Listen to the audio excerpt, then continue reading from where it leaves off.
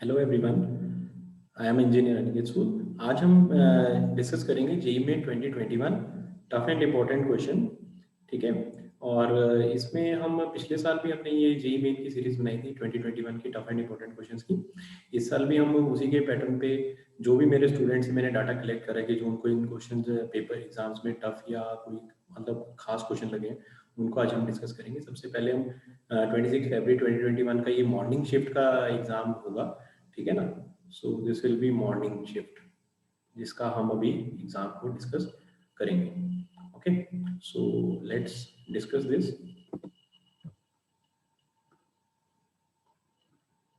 ये हमारा इस मॉर्निंग शिफ्ट का फर्स्ट क्वेश्चन दिखाई देगा हमें। ऑलराइट, क्वेश्चन क्या है? क्वेश्चन है कि भैया -π/2 से π/2 cos square x upon 1 plus 3 पार x with respect to x।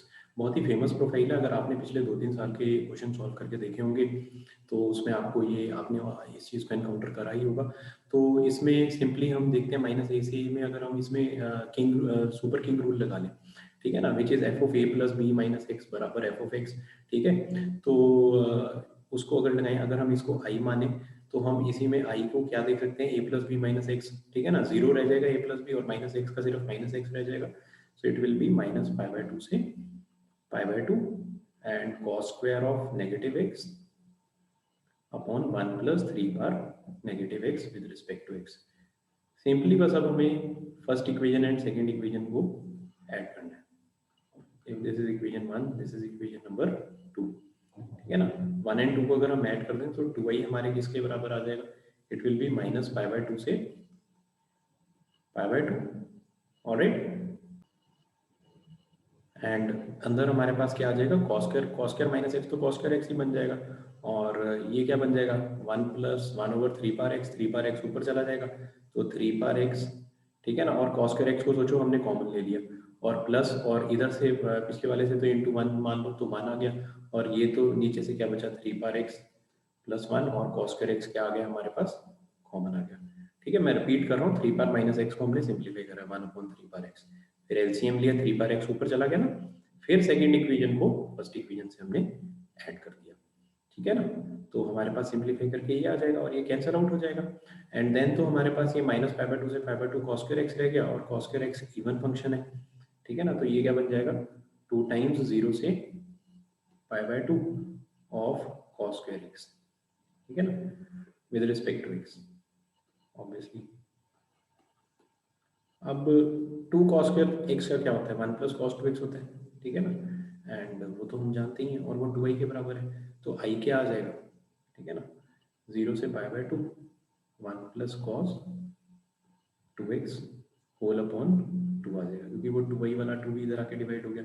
अब तो भैया हाफ की इंटीग्रेशन क्या बन जाएगी? 0 से π/2 में π/2 प्लस हाफ cos 2x ही क्या बन जाएगी? sin 2x अपॉन 2 फ्रॉम 0 से π/2। ऑब्वियसली साइन पाई भी 0 है, साइन 0 भी 0 है, और ठीक है ना, और हमारे पास आगे क्या आ रहा है? हाफ आ रहा है। ठीक है, एंड अगर हम यहाँ ध्यान से देखें, हमने इन दोनों को ऐड करा था ना, first equation and second equation को। ठीक है, तो ऐड करने के बाद ऑब्वियसली यहाँ जो 2i था वो ये π/2 तो हमने 1 से बनाया, और उसके भी आगे एक हाफ आएगा, तो ये π/4 रह जाएगा, और पीछे वाला तो हाफ के साथ 0 ही आ जाएगा। तो ये आंसर हमारा फाइनली क्या बन जाएगा? π/4, which is choice number A. I hope सबको ये क्लियर होगा। नेक्स्ट क्वेश्चन जो हम देखेंगे, that is second question from the house of limits. अब भैया लिमिट में जो ये क्वेश्चन पूछा गया, ये भी अगेन बहुत ही स्टैंडर्ड प्रोफाइल है। ठीक है, अगर हम पहली बात तो अगर x को 0 लगा के देखें तो यार ये क्या बन जाता है? √3 × sin π/6। ठीक है, विच इज हाफ, तो √3/2 माइनस cos π/6 अगेन √3/2, तो 0 आ गया नीचे, x को 0 डालने से फिर 0, 0/0 से एक तो LH लगा सकते हैं। ठीक है ना, तो एल हॉस्पिटल रूल अगर हमें पता है, एंड लॉपिटल जिसे कहते हैं। एंड दूसरा हम क्या कर सकते हैं भैया, यहाँ पे सिंपल लिमिट भी लगा के भी इसको सॉल्व कर सकते हैं। मैं सिंपल लिमिट से करके दिखाऊंगा। LH रूल तो आप लगा ही सकते हो फिर डिफरेंशिएट करने वाला। तो ये क्या बन जाएगा? 2, और अंदर क्या कर देते हैं, अगर हम इसे 2 से मल्टीप्लाई डिवाइड, तो 2 × 2, तो ये क्या बन जाएगा? √3/2 sin π/6 plus x minus 1/2 cos π/6 plus x। ठीक है ना, एंड नीचे भी इसी प्रकार अगर हम 2 से मल्टीप्लाई डिवाइड करते हैं तो 2√3x, फिर √3/2 cos x minus half sin x. So we can easily we can easily sense that this is a sin of a into cos of b, है ना, minus cos of a into sin of b. अब यार अगर हम ध्यान से देखें ये sin of b लिखें तो यहाँ पे cos b है ना, √3/2 कहाँ पे होगा, b की वैल्यू क्या होनी चाहिए, इसके लिए 30 डिग्री होनी चाहिए, तो b की वैल्यू 30 होगी ऑब्वियसली, एंड साइन भी 30 है ना, तो ऊपर क्या बना ये 4 है ना, हम इसे कह सकते हैं कि जो ऊपर बना दिस इज 4 बाहर रखते हुए साइन a माइनस बी, ए क्या है π/6 प्लस एक्स और b क्या है फिर से π/6, तो वो कट गया π/6 से π/6, एंड नीचे अपने पास है 2√3x. अब यार ये साइन x के साथ तो x क्या बन जाएगा 1 बन जाएगा, हमें पता ही है लिमिट x अप्रोचिंग टू 0 में, ठीक है ना, और वही लिमिट को अगर हम ये बचे हुए वाले में लगाएं इस पे क्या बना, ठीक है, अगेन हम इसे देखें कि भैया ये क्या बन सकता है sine A, we can say that this is again sin a cos b minus इसे कह लो cos a sin b.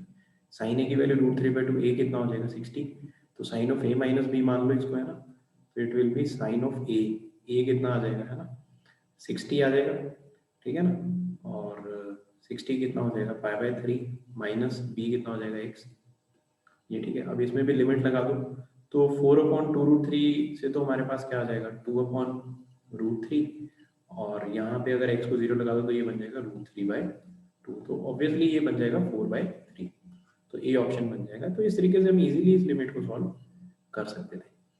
अब नेक्स्ट क्वेश्चन देखेंगे.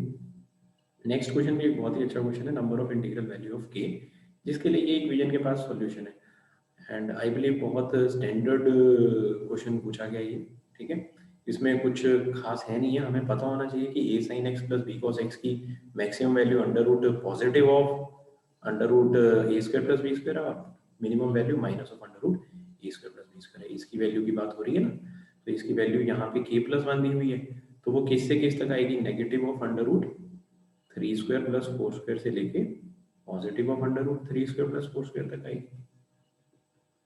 तो k+1 -5 से लेके 5 तक आएगा, -1 कर दो तो -6 से लेके 4 तक आएगा, तो ऑब्वियसली k की कितनी वैल्यूज दिखाई देंगी 11 वैल्यूज, ठीक है. तो नेक्स्ट क्वेश्चन देखते हैं. Next question again this is very good question, ठीक है ना, एज इट इज क्वेश्चन हमारी इस बार की जेईई मेन की असाइनमेंट से आ गया है ये, ठीक है, पर इस क्वेश्चन में मेरे हिसाब से थोड़ा सा मिसप्रिंट है, ठीक है ना, थोड़ा इसमें होना क्या चाहिए था कि a and b are mutually perpendicular, if a vector is perpendicular to b vector then हमें इसकी वैल्यू निकालनी. मेमोरी बेस्ड क्वेश्चन है बच्चों, इसलिए शायद ये लिखना कहीं रह गया है, ठीक है, और तो ये क्वेश्चन में अगर ये आएगा तभी ऑब्वियसली आंसर आएगा. अब अगर हम इसके अकॉर्डिंग इसे सॉल्व करें सो ये क्या बन जाएगा a क्रॉस, ठीक है ना. अब इस पे क्या लगाएंगे वेक्टर ट्रिपल प्रोडक्ट, ठीक है ना, तो वो क्या होता है अगर उसको हम देखें तो that will be a dot b, है ना, first dot third into second minus first dot second into third, तो ये ठीक है, ये नॉर्मल ब्रैकेट क्लोज होगी. सो दिस इज a क्रॉस. अब यार यहाँ पर a डॉट b को हम ऐसा स्केलर बाहर मान ले और फिर क्या रह गया a क्रॉस a रह गया, है ना, उसके साथ एक क्रॉस से मल्टीप्लाई हो रहा है जिसकी वैल्यू क्या होती है नल वेक्टर, और नल वेक्टर को अगर इसके साथ मल्टीप्लाई करेंगे तो फाइनल आंसर 0 ही रह जाएगा सिर्फ, ठीक है ना. और माइनस a डॉट a क्या होता है मॉड a का स्क्वायर, और a के साथ क्रॉस भी हो रहा है तो पीछे क्या बचेगा a क्रॉस b. अब फाइनल पिक्चर में ये तो पहला वाला पार्ट तो 0 बन चुका है, ठीक है ना, if we consider this first part this part has become 0, ठीक है ना. अब पीछे a क्रॉस रह गया है बस उसके साथ करना, तो वो तो हम कर ही लेंगे, और उसका माइनस मॉड a स्क्वायर को तो क्या कर दो बाहर कर दो, तो a के साथ क्रॉस करो तो it is again a cross b. One can easily solve it, तो this is mod of a का स्क्वायर, सो ये क्या बन जाएगा a dot b into a minus a dot a into b. अब शुरू में मैंने कहा था a वेक्टर b वेक्टर के परपेंडिकुलर है, तो a डॉट b क्या बन जाएगा 0 बन जाएगा, है ना, a डॉट b क्या बन जाएगा 0 इंटू a वेक्टर क्या हो जाएगा 0 हो जाएगा, और फिर पीछे minus A dot A mod A का स्क्वायर आ जाएगा, माइनस ऑफ मॉड ए का square into minus of mod A का स्क्वायर। तो फाइनल आंसर क्या बनेगा बेटे? तो ये बन जाएगा हमारे पास मॉड ऑफ ए का power 4 into B vector, obviously which is choice number A. So this is how it should be, है ना। तो सॉर्ट ऑफ कुछ मिसप्रिंट था क्वेश्चन में और हमने ठीक कर लिया। नेक्स्ट क्वेश्चन जो हम देखेंगे, या this is a good question, ठीक है ना। ये क्वेश्चन एक्चुअली एरिया वाले क्वेश्चन अगर हम जितने भी देखते हैं जेई वाले, थोड़ा सा उसमें ट्विस्ट कर देते हैं, ठीक है ना। थोड़ा सा वो क्वेश्चन अचानक से ग्राफिंग का क्वेश्चन बन जाता है, इसमें आपका ग्राफिंग के कंसेप्ट चेक किए जाते हैं। अब देखा जाए तो ये सिंपल मॉडुलस का क्वेश्चन भी है, अगर डिफरेंशिएबिलिटी के पॉइंट ऑफ व्यू से देखें तो कहाँ पे ये नॉन डिफरेंशिएबल होगा। सबसे पहले तो सबसे अंदर वाला मॉडुलस देखें तो वहां से पता चलता है कि मॉड ऑफ x माइनस 1 पे नॉन डिफरेंशिएबल है, ठीक है ना। तो x इक्वल टू 1 एक पॉइंट ऑफ नॉन डिफरेंशिएबिलिटी है। दूसरा mod of x minus 1 minus 2 भी जहाँ पे जीरो होगा, है ना, मतलब पूरा का पूरी पूरी पिक्चर जहाँ जीरो होगी बड़े मॉडुलस के हिसाब से, वहाँ पे भी नॉन डिफरेंशिएबिलिटी आएगी, ठीक है ना। नॉन डिफरेंशिएबिलिटी समझते हो ना बच्चों, जहाँ पे हमारे मतलब शार्प टर्म्स आते हैं, है ना। तो यहाँ से क्या आ जाएगा, मॉड ऑफ x माइनस 1 के बराबर क्या आ जाएगा 2। तो x माइनस 1 क्या आ जाएगा, प्लस और माइनस 2। तो x की वैल्यू क्या आ जाएगी अगर 2 के हिसाब से देखें तो 3 आ जाएगी, माइनस 2 के हिसाब से देखें तो क्या आ जाएगी भैया, माइनस 1 आ जाएगी। तो हमारे पास 3 पॉइंट आ रहे हैं, अगर हम ध्यान से देखें तो 3 पॉइंट आ रहे हैं नॉन डिफरेंशिएबिलिटी के। अब इन नॉन डिफरेंशिएबिलिटी के पॉइंट्स के हिसाब से अगर हमें इसे ग्राफ करना, ठीक है ना, तो एक पॉइंट तो हमारे पास -1 हो गया, और एक क्या हो गया 1 हो गया, और एक क्या हो गया 3 हो गया, ठीक है ना। अब ऑब्वियसली जहाँ पे mod of x minus 1 minus 2, जहाँ पे हमने इस चीज को जीरो रखा है वहां तो पूरा पूरा y जीरो हो गया, ठीक है ना। तो यानी कि 3 और -1 पे तो y जीरो है, एक तो 3 पे जीरो है और एक -1 पे जीरो है भाई। और 1 पे वैल्यू क्या है, x का मान अगर इसमें हम लगा के देखें तो यार मॉड के अंदर सिर्फ -2 ही रह जाएगा, ठीक है ना। तो 2 आ जाएगी 1 पे वैल्यू, तो 1 पे वैल्यू जो आ रही है वो ग्राफ की 2 आ रही है। So one thing is pretty obvious that the graph is like this, ठीक है ना। तो यहाँ तक तो ग्राफ ऐसा है, पर इसके आगे पीछे ग्राफ कैसे है? उन्होंने तो वैसे विद द एक्स एक्सिस पूछा, तो विद द एक्स एक्सिस तो वैसे यहीं से ही ग्राफ का एरिया बाउंड हमें होता हुआ दिख रहा है, पर कहीं कोई और एरिया तो बाउंड नहीं हो रहा है। उसके लिए अगर हम गलती से, है ना, एग्जाम में अगर बैठ के हम चेक करेंगे भैया -2 पे वैल्यू क्या आ रही है, अब -2 पे जो अगर इसकी वैल्यू देखें तो ओरली ओरली देख लेते हैं, ठीक है। तो -2 -1 -3, ठीक है, का मॉड क्या आ जाएगा 3 -2, फिर से 1 आ जाएगा, तो -2 पे तो 1 आ रही है। एंड इसी प्रकार 4 पे देखें तो 4 -1 क्या होता है 3, 3 -2 फिर से 1 आ गई। तो यार उन पे वैल्यूज तो इसकी ऊपर को उठनी शुरू हो गई है। तो ग्राफ इज लाइक दिस, ठीक है ना। तो इससे हमें पूरे ग्राफ का आइडिया मिल गया, यानी कि हमसे जो फाइनली पूछा था विद द एक्स एक्सिस वो ग्राफ तो फिर उठता जाएगा ना। तो हमसे तो जो एरिया पूछा विद द एक्स एक्सिस पूछा है, तो that area will be this shaded area only. As I already told you कि ये क्वेश्चन अचानक से ग्राफिंग का है ना, मतलब ग्राफिंग में हमारी थोड़ी ग्रिप अच्छी होनी चाहिए। मॉडुलस की ग्राफिंग हमें, ये एक बहुत ही सुंदर टेक्निक है जिससे मैंने आपको समझाया कि ऐसे हम ग्राफ कर सकते हैं, ठीक है ना। ऑब्वियसली आप इसे रिप्ले करके भी देख सकते हैं वीडियो को मेरी, है ना। तो ये 4 आ जाएगा, और जो ये अपर लेंथ है ये मैंने पॉइंट क्या लिया था, ये 0,2 के हिसाब से लिया था, है ना। तो ये ठीक है 1 पे 2 आया था, तो ये 4 आ गया, और ये वाली लेंथ मेरी 2 आ गई, तो एरिया ऑफ ट्राइंगल क्या आएगा, हाफ इंटू 4 इंटू 2। तो इस क्वेश्चन का जो आंसर बनेगा बच्चों वो बनेगा 4 स्क्वायर यूनिट इसका आंसर है। नेक्स्ट क्वेश्चन देखेंगे। नेक्स्ट क्वेश्चन थोड़ा ट्रिग्नोमेट्री की दुनिया से अच्छा क्वेश्चन है, ठीक है, पर ऐसे क्वेश्चन हमने ट्रिग्नोमेट्री इक्वेशन में कई बार करे होते हैं। तो √3 इंटू कॉस स्क्वायर एक्स बहुत ही स्टैंडर्ड है। तो √3 इंटू कॉस स्क्वायर एक्स, और कॉस एक्स में बस एक क्वाड्रेटिक दी गई है, √3 -1 इंटू कॉस एक्स एंड -1 बराबर 0, और उसके सोल्यूशन पूछे गए हैं 0 से क्लोज 0 से π/2 में कितने सोल्यूशन होंगे, ठीक है। अब यार यहाँ पे बच्चों कॉस एक्स, है ना, क्वाड्रेटिक फॉर्मूला लगा लो, इक्वल टू, है ना, -b, तो ये क्या बन जाएगा √3 -1 प्लस और माइनस √b², है ना, -4ac अपॉन 2a। तो ये बन गया √3 -1 प्लस और माइनस √, तो ये बन गया √3 -1 का होल स्क्वायर। अगर आप जान के नहीं बोल रहे हो इसका ना, थोड़ा ध्यान से एनालाइज करो, +4√3, तो उसमें -2√3 आएगा और बाहर +4√3, तो ये √3 + 1 का होल स्क्वायर नहीं बन जाएगा, सही है ना, ठीक है। तो ये बन जाएगा √3 -1 प्लस √3 + 1, आगे प्लस माइनस आ रहा है, अपॉन 2√3। तो दो चॉइसेस, इससे हमारे दो आंसर बनना शुरू हो जाएंगे। तो जो दो आंसर बनेंगे वो हम बना लेते हैं भैया, क्या क्या बनेंगे। तो पहला आंसर तो बन जाएगा √3 - 1 में प्लस कर लो √3 + 1 अपॉन 2√3। भैया ये काट दो 2√3 अपॉन 2√3 1। ठीक है, तो क्लोज जीरो से π/2 में यार ये यहाँ से तो आंसर आ जाएगा। cos x की वैल्यू 1 कहाँ पे आती है आप खुद सोचो, है ना, 0 पे आती है।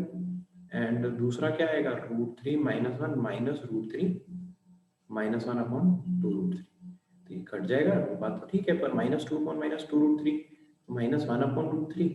अरे भाई इसका है ना, अगर हम cos x के बराबर करें तो यहाँ से x जो आएगा वो बिलोंग नहीं करेगा, है ना, x बिलोंग फर्स्ट क्वाड्रेंट से तो नहीं करेगा, सेकंड में होगा आंसर इसका ऑब्वियसली। ठीक है, तो इसके कितने नंबर ऑफ सॉल्यूशन है, एक ही सॉल्यूशन है ना, जो कि cos x = 1 करने से आता है, जहां से x की वैल्यू क्या मिलती है ऑब्वियसली 0, एग्जैक्टली 0 मिलेगी आप।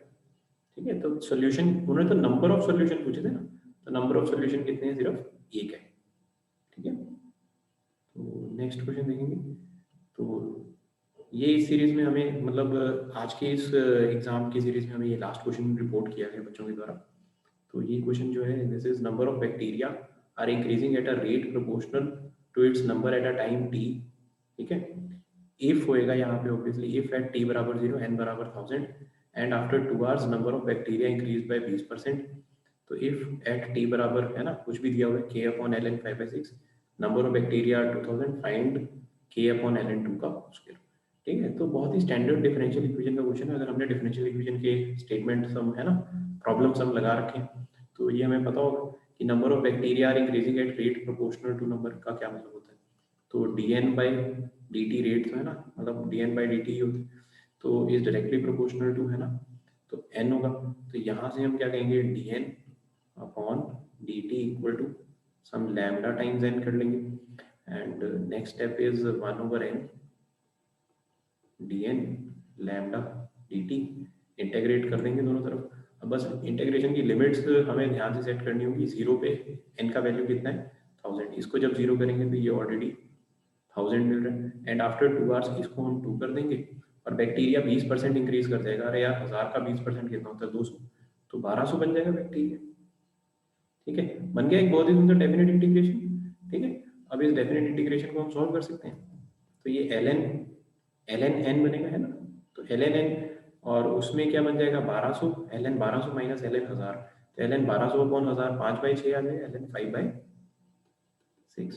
और उधर से क्या आ जाएगा, लैम्डा के साथ सिंपली 2 आ जाएगा। तो यहाँ से हमें लैम्डा की वैल्यू तो मिल गई, विच इज हाफ ln 5/6। इस लैम्डा की वैल्यू का अब हम आगे इस्तेमाल कर सकते हैं। ठीक है ना, आगे उन्होंने क्या बोला कि t बराबर अगर ये हो जाए तो बैक्टीरिया 2000 है, तो भैया फिर से एक इनिशियल वैल्यू प्रॉब्लम बना लेते हैं। ठीक है, तो ऑल्सो हम क्या कह सकते हैं कि t = 1000, है ना, मतलब सबसे पहले हम क्या करेंगे, फिर से वही कि 1/n dn लैम्डा की वैल्यू, लैम्डा dt, लैम्डा की वैल्यू लगा लो। लैम्डा की वैल्यू हमारे पास क्या है यहाँ पे 1/2, ठीक है ना, ln 5/6 dt, और इंटीग्रेशन लगा लो। ठीक है, इंटीग्रेशन कहाँ से कहाँ तक जाएगा, अब n का वैल्यू कहाँ से कहाँ तक जाएगा, 1000 से 2000 हो रहा है बस। ठीक है ना, 1000 से, अरे इनिशियली 0 पे ही 1000 दे रखा है ना हमें, और t का वैल्यू 0 से शुरू करके, ठीक है, अपने को कहाँ तक जाना है, k/ln 5/6 तक जाना है बस। बेटे इसमें है ना बच्चों, याद रखो इसमें बस ये इंटीग्रेशन का सेटअप ही आपका मतलब सूत्रधार होता है ना, that is the key point. अगर आपको ये करना आ गया तो आपका क्वेश्चन तो बन गया। तो यहाँ से क्या बन जाएगा, ln n बन जाएगा, ln n में अगर आप 2000 ln 2000 माइनस ln 1000, तो ln 2 ही रह जाएगा। तो उधर से क्या बन जाएगा, हाफ ln 5/6 dt का t बन जाएगा, और उससे तो बस अपर लिमिट ही रह जाएगी, फिर लोअर तो 0 है, तो k/ln 5/6। ठीक है, तो आई थिंक ये ln 5/6 से 5/6 ऑब्वियसली कटता हुआ दिख रहा है आपको। तो k की वैल्यू क्या आ रही है 2ln 2, और फाइनली उन्होंने हमसे क्या पूछा, k/ln 2 का होल स्क्वायर। तो यानी कि k/ln 2 क्या बन जाएगा, k की जगह लगा दो 2ln 2 अपॉन ln 2 का होल स्क्वायर। तो इसका आंसर क्या आ जाएगा, हमारे पास 4 आ जाएगा। तो इस क्वेश्चन का हमारे पास फाइनल आंसर जो था बच्चों, वो था 4। ठीक है, तो इस तरीके से यार आप इस डिफरेंशियल इक्वेशन के क्वेश्चन को भी बहुत इजीली सॉल्व कर सकते हैं, ठीक है। तो आई थिंक ओवरऑल आपको इस जेईई मेन के एग्जाम में, इस वाले एडिशन में आपके टेम्परामेंट को ही टेस्ट किया गया था, आपको कहीं से भी घबराने की कोई जरूरत नहीं थी, ठीक है ना। तो आपको हमेशा मतलब अगले एग्जाम के लिए भी मतलब यही ध्यान रखना है कि आपको आपके बेसिक क्वेश्चंस, बेसिक फंडामेंटल्स बिल्कुल क्लियर होने चाहिए and you can always do it. Okay बच्चों, तो नेक्स्ट इसका सेट के ऐसे ही टफ क्वेश्चंस मैं बड़ी जल्दी आपके पास लेके आऊंगा। Till then bye bye.